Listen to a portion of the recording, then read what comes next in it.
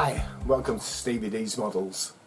In this video I build this kit from Airfix, the Gloster Meteor FR.9 Club Edition, to completion so that it's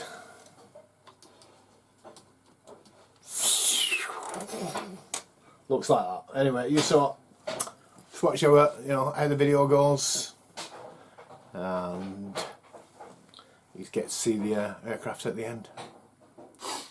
Hello and welcome to this build of the Airfix 2023 Club Kit, the Gloster Meteor FR.9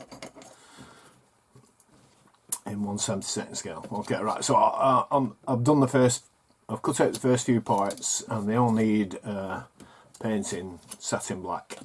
So I'm using Revell's 302 silk matte black.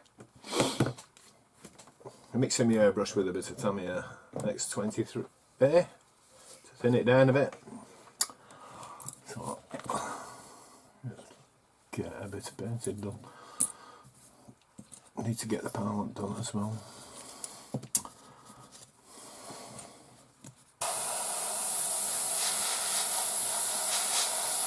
So if you've never used Revell paints before, sprayed them, you maybe have acrylic. If you mix them, if you thin them with X20A from Tamiya, they spray really well.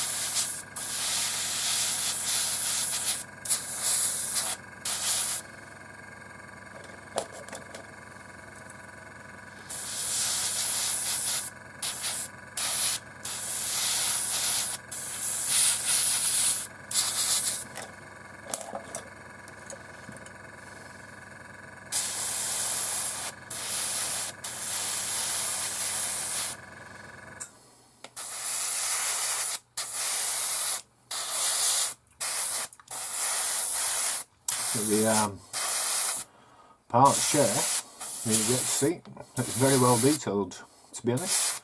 On 72nd scale, I think it's 5 parts altogether, maybe 6, just to build that up. This bit that I'm blacking up now is the gun sight when you sit on the clear pipe.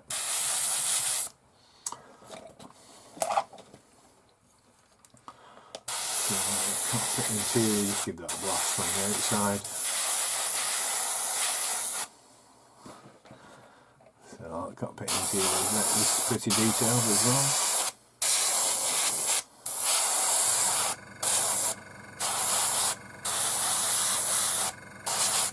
And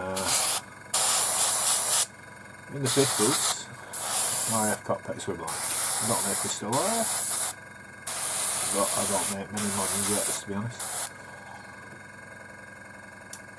Okay, and this is quite an integrated part. Lots of good fitting parts, well fitting parts.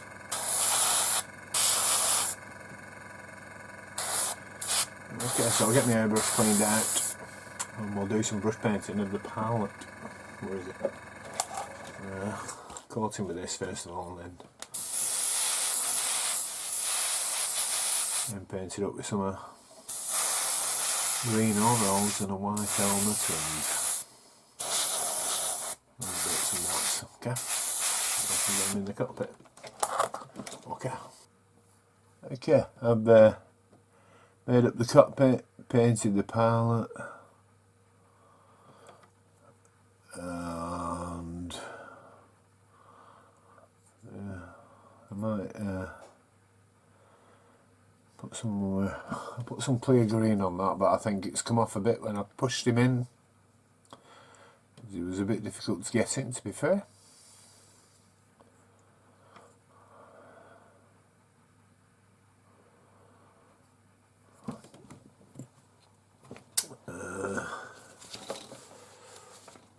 Just give it a bit, painted it around that satin black, and then give it a dry brush with some light grey. Just bring out the detail a little bit. You can't see it, I don't think, but the decal's gone really well over the panel.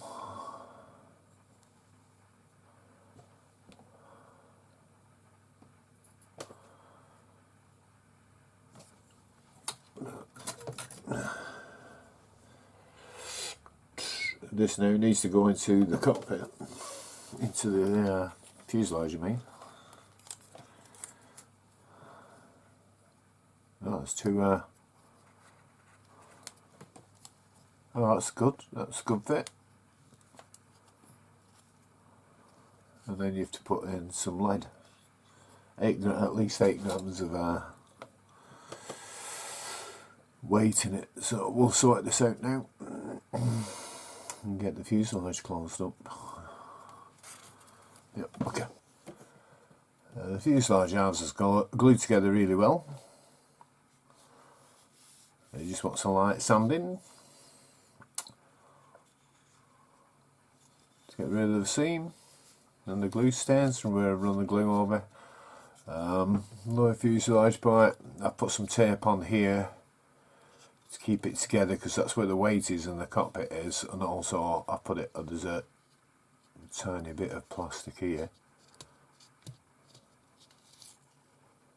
that's glued together, but I'm supporting it with, well, it goes solid properly, but that's it. Excuse me. And I've used Revell contactor first of all on it, then squeezed it together, and then put Tamiya extra thin along the seam to make sure it's glued properly. On the instructions, we're onto the lower wing now. Well, onto the wing. The lower wing first. So, because I'm doing the Ecuadorian version, we need to drill out all the holes for the rockets and the holes for the slipper tank. So I'll get my drills out and get doing it. So that might take me 10-15 minutes. Alright. Okay, and the model's moving on. I've sanded all the seams off on the fuselage, assembled the wings. I might have been over exuberant with sanding on this part of the fuselage here, but I've had to do some filling because there were a step when I put the wings on between the fuselage and the wings, so I've had to put a bit of filler in, and I've put the slipper tank on, and which is really covered it up, to be fair.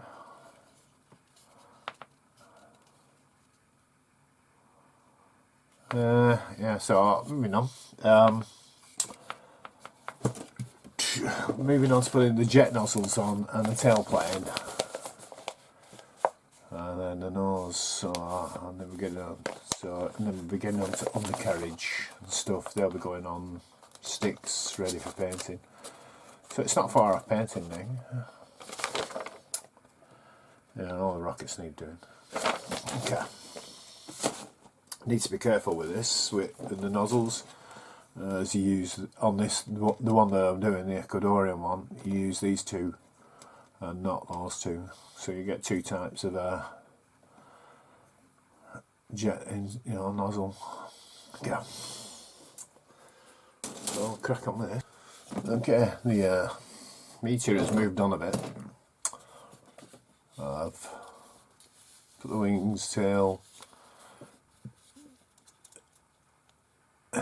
engine in, nozzles, painted the edges up red because I'm going to mask them up before I prime the model. I painted inside the intakes gunmetal, which is what the instructions say. I've done the nose cone with the windows for the photo, you know.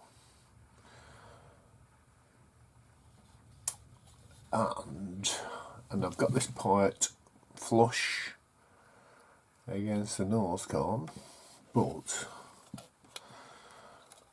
when I test fit it to the front of the aircraft, I'm either doing something wrong or there's something wrong somewhere.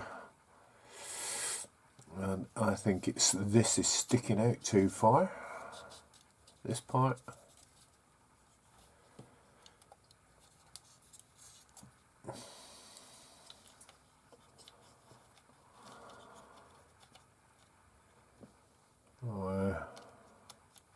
There's something sticking out too far anyway, and it's, can you see?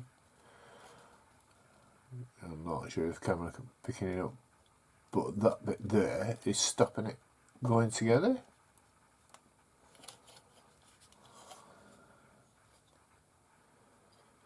Maybe I made a mistake or something, I don't know.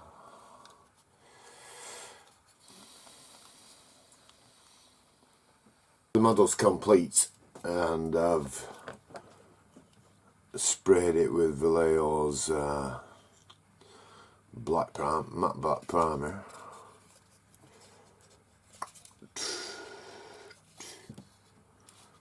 So it looks pretty cool. All parts have been sprayed black, and now I have this old bottle of Vallejo metal colour aluminium. So I'm going to spray it up with this. I'm not going to video it, because it doesn't look good when I video them anyway. Well, I don't think so. Hopefully this is okay. I'm going to use a bit of thinner and what's it called? Airbrush flow improver, a couple of drops of that in it. So we'll see how that goes. Hopefully it'll be fine. I'll show the results anyway, because it just needs aluminium spraying onto it. If we have a look.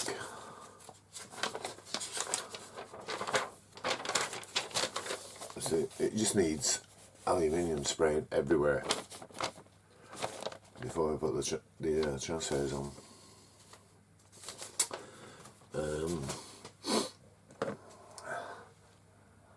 I struggled like mad making these wheels. Now I've sanded all these seams, and now they're sprayed black. They don't look too bad. It's just going to be hard work getting the rubber tyre colour in there, in that gap there, but we'll struggle on. I'm going to spray them silver and then do the rubber black, which will most likely be Revell's anthracite, because I just think that's great for tyres. Okay. Shiny, shiny. Okay, right, so the Meteor has now been sprayed aluminium with Vallejo's aluminium metal colour, and it looks very nice, to be honest. Everything is painted up. It's going to have painted the cannon ejection suits gunmetal. Nozzles have been painted red.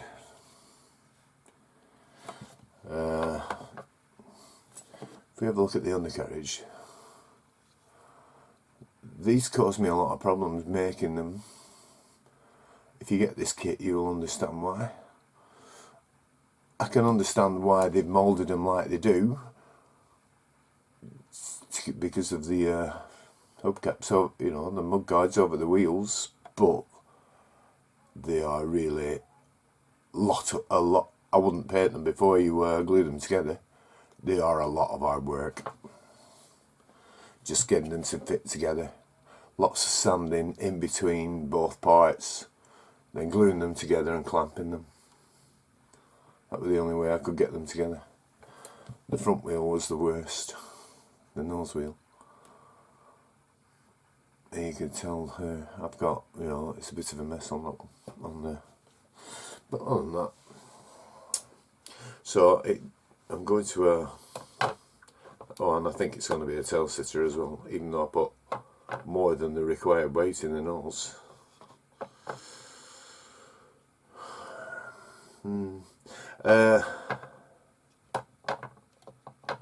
We'll see.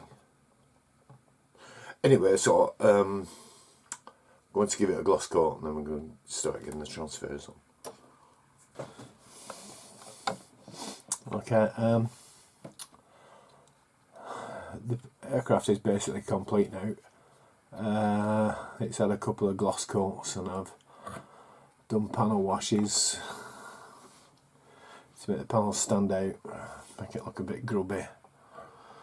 And just needed to satin coat, take the masking tape off, put the pitot on and the aerial on, and it's done.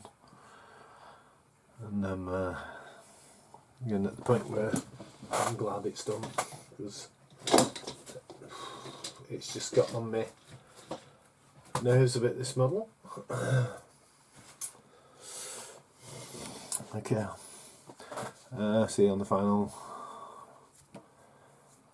reveal. The Gloster Meteor was Britain's first jet fighter and the only Allied jet fighter to see operational service during the Second World War.